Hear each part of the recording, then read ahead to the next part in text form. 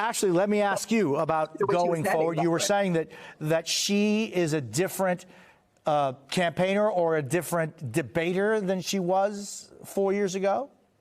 I think it's all the above. I mean, today she's much more fortified and confident in who she is. She now has an incredible record that she can run on. Again, she's in this unprecedented space where she's not just a challenger, but she's also an incumbent. So she's got this incredible record that has resonance with the American people that she can advance. But in addition to that, I just think that she's so much more confident in who she is and the challenges facing the nation and what she has to offer and her vision for the country compared to then. And, you know, a primary challenge is very different than a general election debate. I mean, it's very different.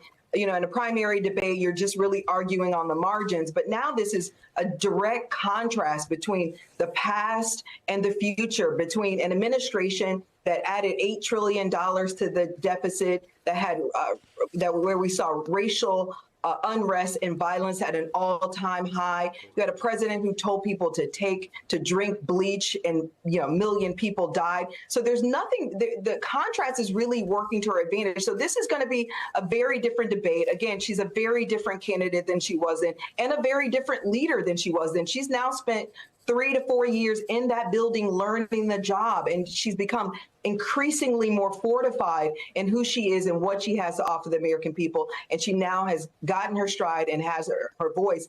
And so I think she's just going to perform exceptionally well in that format. And then also, Donald Trump's a horrible debater. I mean, there's nothing good about him as a debater.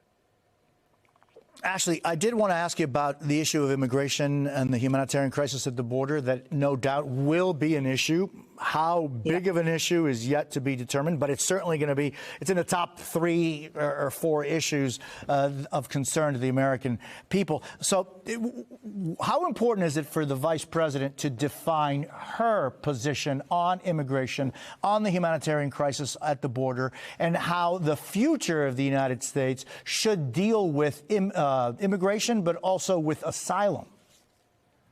Yeah, I mean, I will say this, the narrative and the story is on her side. You know, the Republicans walked away from a bipartisan deal, which was a wish list for conservatives.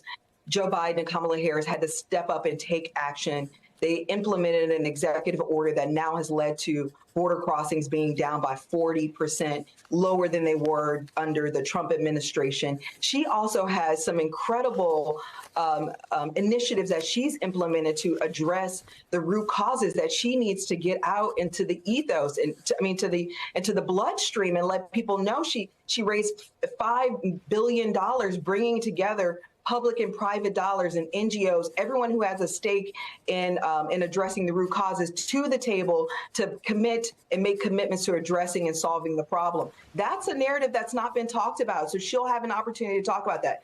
But, you know, they have to get on the offense when it comes to this particular issue. The other advantage that she has is she's a child of immigrants. So she can speak to this issue and the value that immigrants bring to our nation in a way that Donald Trump cannot.